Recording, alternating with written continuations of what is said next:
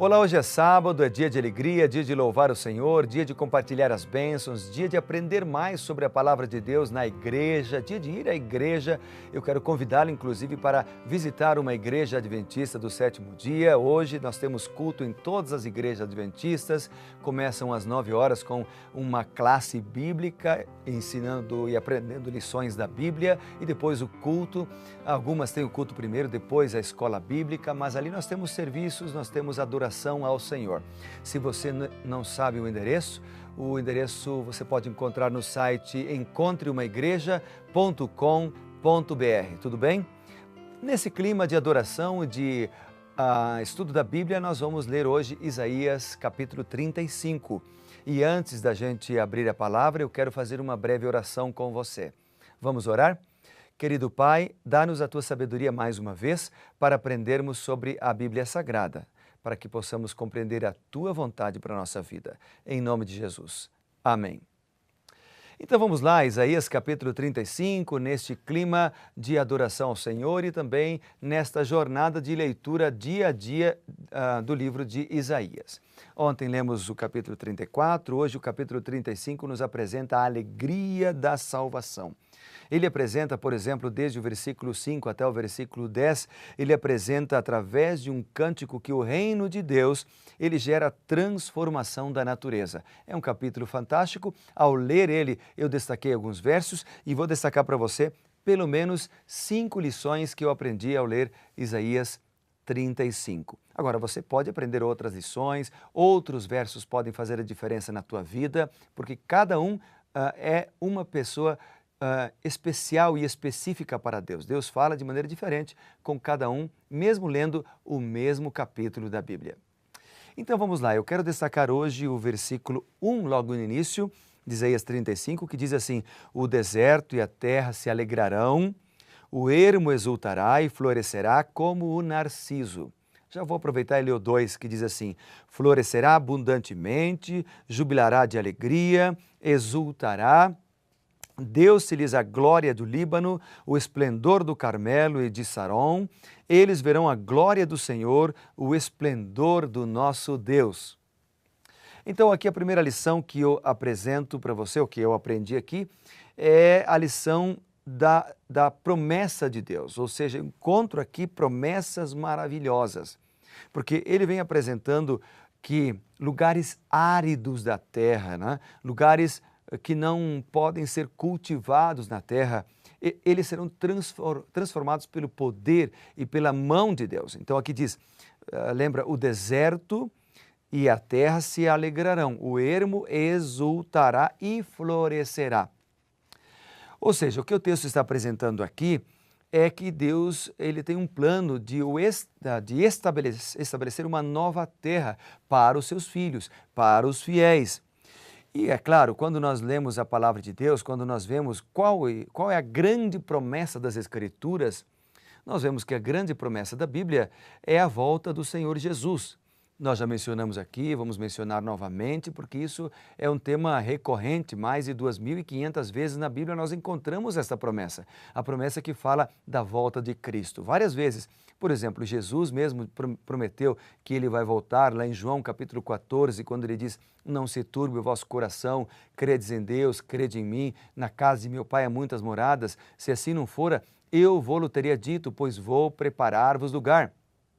E quando eu for e vos preparar lugar, voltarei e vos receberei para mim mesmo, para que onde eu estou estejais vós também. Então, esta promessa que Jesus falou, ela se cumprirá em breve. Jesus deixou sinais da sua segunda vinda espalhados por toda a Bíblia, né? Lá em Mateus 24, por exemplo, nós encontramos sobre esses sinais.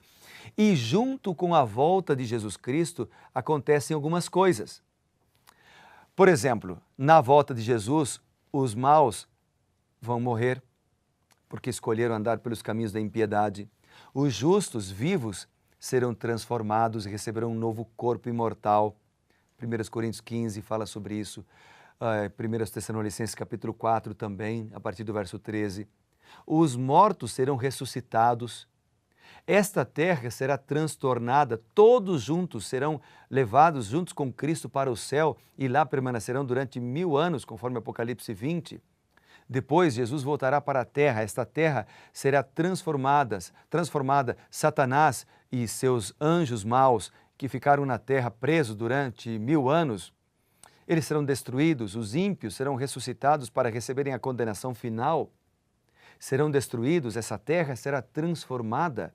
E aí se cumprirá então também esse texto, onde o lugar onde era deserto será um lugar plenamente cultivável, porque esta terra terá a sua natureza alterada. Deus colocará a sua mão para ela ser como era no Jardim do Éden antes da entrada do pecado.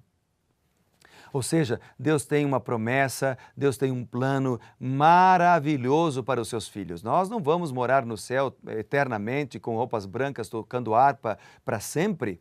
Deus tem um plano de nos dar uma nova terra, um lugar para morar, uma nova casa, só que um lugar para trabalhar, inclusive. Só que um lugar onde nós não teremos mais dor, nem lutas, nem preocupações, nem tristezas, nem doenças, nem morte. Que coisa maravilhosa, não é mesmo? Então, quando eu li Isaías capítulo 35, verso 1, eu lembrei disto.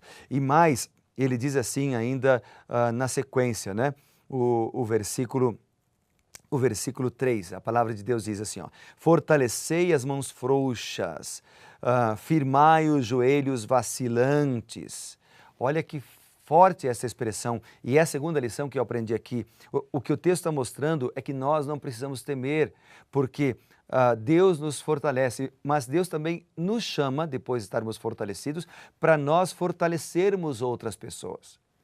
E isso é importante, nós fortalecemos as pessoas quando nós transmitimos essas mensagens de esperança. Por exemplo, se alguém está desanimado, deprimido, cabisbaixo, né? Nós podemos então falar dessas mensagens de esperança e a pessoa se fortalecerá. E nós também nos fortaleceremos, porque quando nós ajudamos, nós somos ajudados. Quando nós preparamos outros, nós somos preparados. Então, fortalecei é uma mensagem de que Deus nos fortalece, mas também é a mensagem para nós fortalecermos a outras pessoas que estão sofrendo. E a mensagem que fortalece a vida das pessoas é a mensagem da volta do Senhor. Outra lição que eu aprendi ao ler Isaías capítulo 35 é a lição da alegria e também da tristeza, que estão no verso 4, quando diz assim, dizei aos desalentados de coração, sede forte, não temais, eis o vosso Deus, a vingança vem, a retribuição de Deus vem, Ele vem e vos salvará. Bom, a alegria nesse verso é de que aquele que quiser, aquele que se entregar hoje ao Senhor Jesus Cristo, ele será salvo, mesmo que venha morrer hoje, ele será ressuscitado para receber a salvação. Então a alegria é, sede fortes, não temais, não precisamos ter medo, porque Deus vem para nos salvar. Mas a tristeza é que muitos, por não aceitarem esta mensagem, por não aceitarem a salvação, um dia serão destruídos na vinda do Senhor. Mas nós não precisamos ser destruídos, porque a mensagem hoje está chegando ao seu coração para que você tome a decisão e para que você seja salvo no nome do Senhor Jesus. Outra lição de Isaías capítulo 35 que eu destaquei aqui é o seguinte, é a lição da inclusão, que está no versículo 10. O verso 10 diz assim, os resgatados do Senhor voltarão e virão a Sião com cânticos de júbilo, com cânticos de alegria, alegria eterna coroará sua cabeça, gozo e alegria a alcançarão, e deles fugirá a tristeza e deles fugirá o gemido. Veja que eu estou chamando aqui essa lição de inclusão, porque ele fala aqui dos resgatados do Senhor. Eles virão de todos os lugares da terra. É uma inclusão porque todos podem ser salvos em Deus. É uma inclusão porque, assim como os peregrinos que iam a Jerusalém participar das festas, eles iam com o coração cheios de alegria pelas ações de graças e ações de graças pelas bênçãos do Senhor, nós também teremos alegria quando somos salvos em Cristo. E essa mensagem é para todos os povos da terra. É para mim, que sou brasileiro. É para o paraguaio, é para o argentino, é para o americano, é para o coreano, é para o canadense, é para o inglês, é para o francês, o alemão, é para todos. A mensagem da salvação não é para um povo específico, para um povo exclusivo ou para uma igreja exclusiva.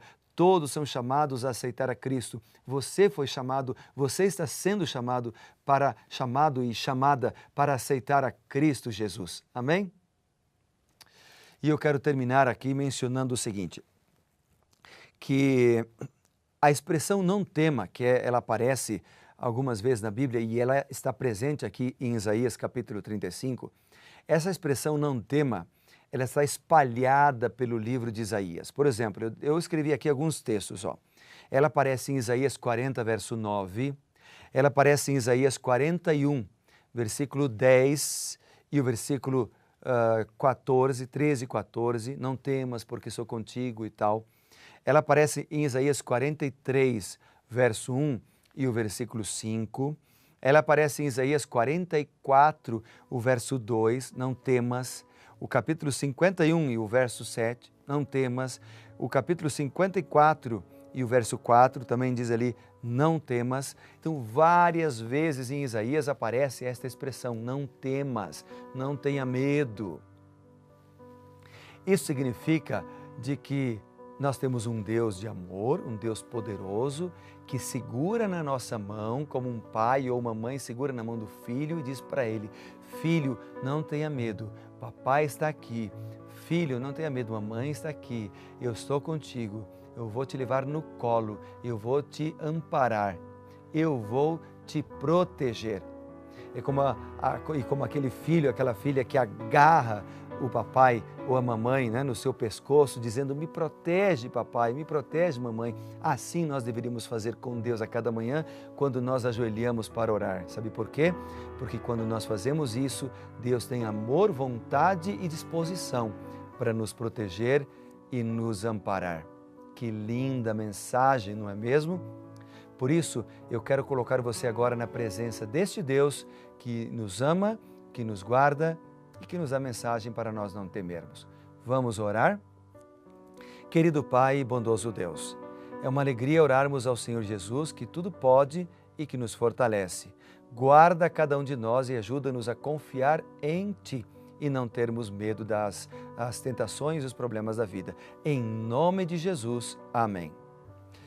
Que Deus te abençoe e lembre-se, seja reavivado por sua palavra. Grande abraço.